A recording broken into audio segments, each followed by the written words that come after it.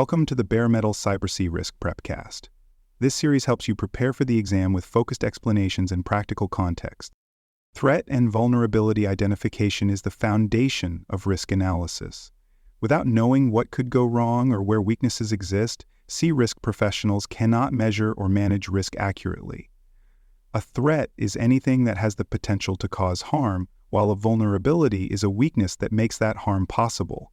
When combined, they form the basis for risk scenarios, assessments, and response plans. This process is not just about listing dangers. It is about creating a structured map of exposure across people, processes, and technology. Proper identification ensures that risks are anticipated rather than discovered after damage is done. On the exam, many questions are built around whether threats or vulnerabilities were missed, ignored, or misunderstood. Being able to systematically identify and document them is critical to preventing surprises. To understand threats, you must look at them in context, not just as objects, but as active agents with intent and capability. A threat is not only a hacker or a storm, it is a force with motive and tools. Common threat types include cyber threats, such as malware, ransomware, and denial of service attacks. Insider threats involve employees or contractors, whether acting with malicious intent or simply through negligence. Natural threats come from environmental sources like fire, flood, or earthquake and can severely disrupt operations. Systemic threats arise from broader influences such as geopolitical instability, supply chain disruption, or sudden regulatory changes. On the exam, threats are often introduced in dynamic or poorly governed environments. Recognizing them means considering the evolving context, the organization's exposure, and the potential for harm if the threat acts on a vulnerable target.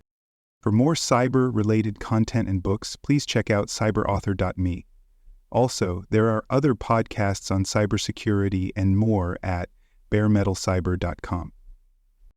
Vulnerabilities are internal weaknesses that make an organization susceptible to threats. They exist whether or not a threat is currently active. Vulnerabilities can be human, procedural, or technical. Human vulnerabilities include users who lack training, who fall for phishing schemes, or who ignore password hygiene. Process vulnerabilities include missing documentation, the absence of review checkpoints, or a lack of segregation of duties. Technical vulnerabilities involve issues like unpatched systems, poor configuration, or the absence of logging and monitoring. Understanding vulnerabilities means going beyond individual flaws to identify structural patterns of weakness. On the exam, you may see a scenario where everything appears normal until a weakness is exploited. Those questions test your ability to spot the hidden gaps that allow threats to succeed. Threats and vulnerabilities that focus on human factors are among the most common and the most exploited. Examples include phishing attacks that trick users into clicking malicious links or providing credentials. These exploit behavioral vulnerabilities, such as lack of awareness or failure to verify sources. Weak or reused passwords are another frequent issue, often leading to unauthorized access. Role-based access that is too permissive or lacks proper review can allow users to see or change more than they should. A poor security culture where employees are not encouraged to report suspicious activity or where awareness training is infrequent only increases the risk. On the exam, if a scenario describes a user clicking a suspicious link or bypassing control, the process threats and vulnerabilities occur when the way work is done exposes the organization to risk. These include outdated procedures that no longer reflect the current system architecture or business needs. When processes are not documented, they cannot be reviewed, updated, or tested, creating gaps that threats can exploit. The lack of segregation of duties allows one person to execute conflicting tasks, such as approving and processing the same transaction, increasing the risk of fraud or error. Manual workarounds, especially those developed in response to system limitations, often bypass controls altogether. The absence of checkpoints, such as approvals or reconciliations, further weakens process integrity. On the exam, these gaps often appear in scenarios describing overlooked exceptions or error. The strongest answers will reinforce the need for documented, tested, and consistently applied procedures.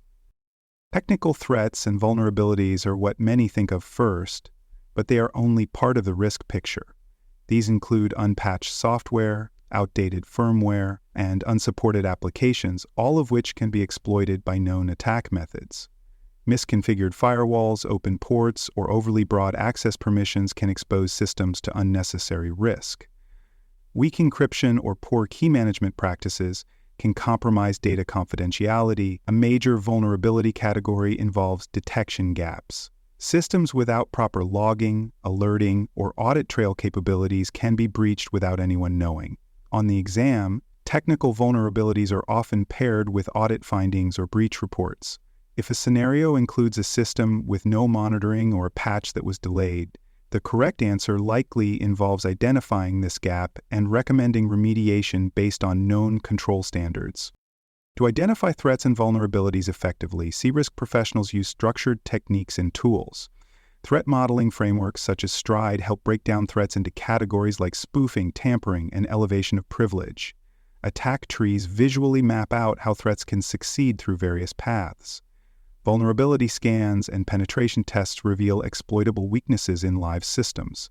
Process audits and control walkthroughs uncover procedural flaws and inconsistent implementations.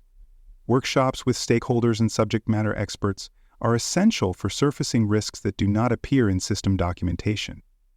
The most accurate identification comes from combining these approaches and validating findings across sources. On the exam, when asked which technique best supports identification, look for answers that combine tools, structured methods, and cross-functional input, not just technical testing alone. Inventories and classification systems guide where to focus threat and vulnerability identification. A complete system inventory shows what assets exist, where they are located, and who owns them. Data classification indicates the sensitivity of information, which helps determine whether current controls are appropriate. Process criticality assessments identify which functions are most vital to the business and what the consequences would be if they fail. Without this foundational mapping, threats may be identified without context, and vulnerabilities may go unnoticed. Misclassified or unregistered assets create blind spots in risk analysis and response planning. On the exam, if a question describes a failure due to an unknown dependency or a misclassified system, it is likely pointing to gaps in this early discovery step. Strong responses will reflect awareness that exposure must be mapped to value before it can be controlled. Once threats and vulnerabilities have been identified, they must be documented in a way that connects them to risk scenarios. For each threat and vulnerability pair, it is important to identify who owns the associated asset or process, what the potential impact is if the risk materializes, how likely it is to occur, and whether any existing controls are in place. This structure supports traceability, helps prioritize monitoring and testing, and informs treatment planning. These entries should feed directly into the organization's risk register so that all risks can be tracked, assessed, and reviewed over time. On the exam, you may be asked what was missing from a scenario, and the correct answer may involve failure to document ownership, likelihood, or impact. CRISC professionals must ensure that every finding is turned into an actionable, traceable item for risk governance. Exam scenarios involving threat and vulnerability identification often test your understanding of risk scenario construction and exposure mapping. You might be asked which element is missing from a scenario, and the right answer could be a threat actor, a system vulnerability, or the asset at risk. Other questions may ask why a risk was underestimated, and the answer might be a misdependency or an unrecognized procedural weakness. Some questions focus on which identification method is best, and the strongest answer will combine modeling, technical testing, and stakeholder input. You may also be asked to identify the root cause of an incident, and the correct choice may involve a process gap, such as a missing approval or control bypass. The best answers will always reflect a clear understanding that risk exposure spans people, processes, and technology, and that threat and vulnerability identification must be both structured and actionable. Thanks for joining us for this episode of the Bare Metal Cyber CRISC Prepcast. For more episodes, tools, and study support, visit us at baremetalcyber.com.